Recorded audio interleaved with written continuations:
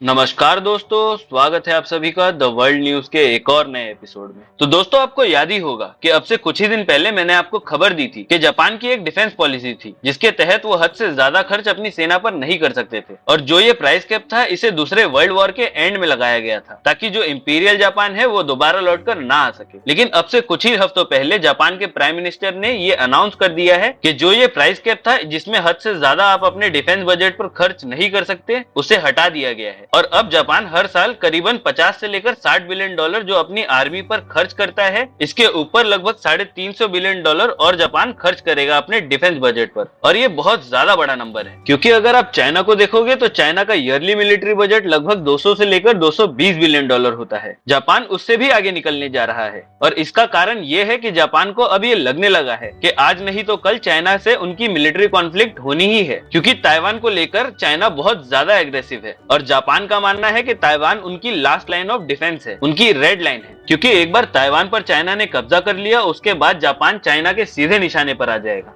और ये बात चाइना के मिलिट्री पॉलिसी मेकर्स ने कई बार कही है कि ताइवान के बाद अगर चाइना किसी पर अग्रेसिव होगा पूरे पैसिफिक ओशन में तो वो होगा जापान। ताइवान के बाद चाइना जापान के लिए जाएगा, इसीलिए जापान तैयारियों में जुट गया है। लेकिन जापान को ये भी पता है कि चाइना आज की तारीख में बहुत ज्यादा स्ट्रांग और पावरफुल हो चुका है, और जापान चाहे कितनी भी कोशिश कर ले वो अकेले चाइना को नहीं हरा सकता। जापान को चाहिए एक रिलायबल पार्टनर, और भले ही अमेरिका उनकी कितनी भी ज्यादा मदद क्यों ना करता हो, कितना ही प्रोटेक्शन क्यों ना देता हो, लेकिन अमेरिका को लेकर एक डाउट मन में रहता ही है। इसीलिए जापान एक रिलायबल पार्टनर चाहता है, और जो उसे मिल चुका है भारत के रूप में। भारत एक पावरफुल देश है, और साथ ही वर्ल्ड की चौथी सबसे बड़ी और ताकतवर सेना भी भारत की है। इससे बेहतर जापान को कोई नहीं मिल सकता था, और इसीलिए जापान अब भारत के साथ अपना मिलिट्री कोऑपरेशन नेक्स्ट लेवल पर लेकर जाने वाला है। जी हाँ, खबर निकलकर सामने आई है कि जापान अब भारत के साथ मिलकर खतरनाक और पावरफुल हथियार बनाएगा, और इसकी शुरुआत होगी एक बहुत ही स्पेशल हथियार से। दरअसल बताया ये गया है कि जापान भारत के साथ एक मैरीटाइम ड्रोन बनाना चाहता है, मतलब कि एक ऐसा ड्रोन जो चाइना की नेवी पर हर समय नजर रख सके। और बताया जा रहा है कि ये ड्रोन इतना ज्यादा पावरफुल और एडवांस होगा कि चाइनीज नेवी के खिलाफ इंडियन ओशन में, साउथ चाइना सी में और पैसिफिक ओशन में भारत और जापान की नेवी की आंखें बनेगा। और आपको बता दूं कि जो ये ड्रोन प्रोजेक्ट है ये जापान से ज्यादा भारत के लिए इंपॉर्टेंट है। क्यों?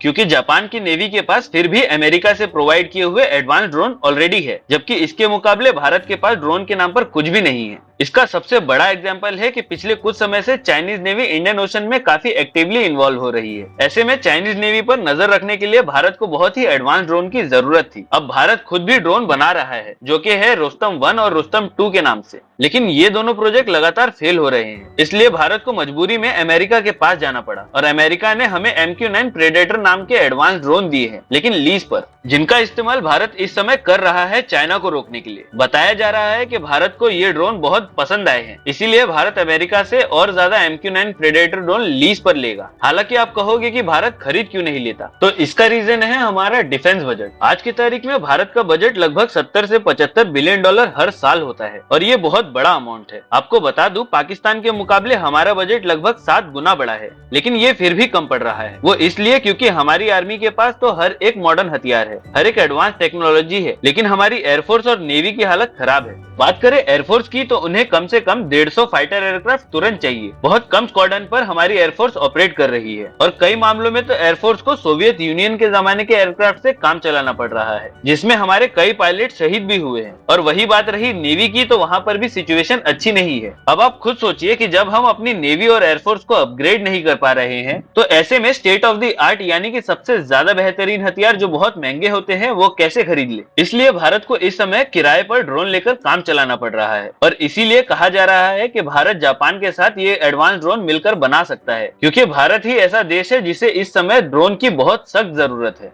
खास करके मैरीटाइम ड्रोन की। हालांकि इस प्रोजेक्ट पर अगर कोई और डेवलपमेंट होगी तो मैं आपको तुरंत इन्फॉर्म कर दूंगा। आप बस चैनल को सब्सक्राइब कर लेना। तो चलिए दोस्तों, आपको बताता हूँ कुछ इंटरेस्टिंग फैक्ट्स। तो दोस्तों, आप में से कई लोगों को पता होगा कि भारत के इसरो ने अपने पहले अटेम्प्ट में मार्स ऑर्बिटर मिशन को अंजाम दिया था। लेकिन क्या आप जानते हैं कि भारत ने ये पूरा मिशन 74 मिलियन डॉलर में पूरा किया था, जबकि इसके कंपैरिजन में हॉलीवुड की स्पेस एडवेंचर मूवी ग्रेविटी को बनाने में 100 मिलियन डॉलर लग गए थे। और लगभग अगर एवरेज देखें तो सभी भारतीय नागरिकों ने इसमें 5 रुपए का योगदान दिया था। यही नहीं, ये पूरा मिशन 450 करोड़ रुपीस का था, जिसमें हमारे मंगलयान को 780 किलोमीटर ट्रेवल करना था। और इसका एवरेज देखें तो हमारे मंगलयान ने 5.77 रुपीस पर किलोमीटर के रेट से ट्रेवल किया था, जो कि हमारे ऑटो रिक्शा के पर किलोमीटर चार्ज से भी कम है। बताया जाता है कि अमेरिका के नासा ने पूरे 5 साल लिए थे अपने मार्स ऑर्बिटर मिशन मेवन को कंप्लीट करने के लिए, और वहीं इसरो ने सिर्फ 15 महीनों में अपने मंगलयान मिशन को अंजाम दिया था। हालांकि इस वीडियो के बारे में आपकी राय हमें कमेंट सेक्शन में जरूर बताएं, और अगर आप चैनल पर नए हैं और आपको हमारी जानकारी पसंद आती है तो इस वीडियो को लाइक करें और चैनल को सब्सक्राइब करें।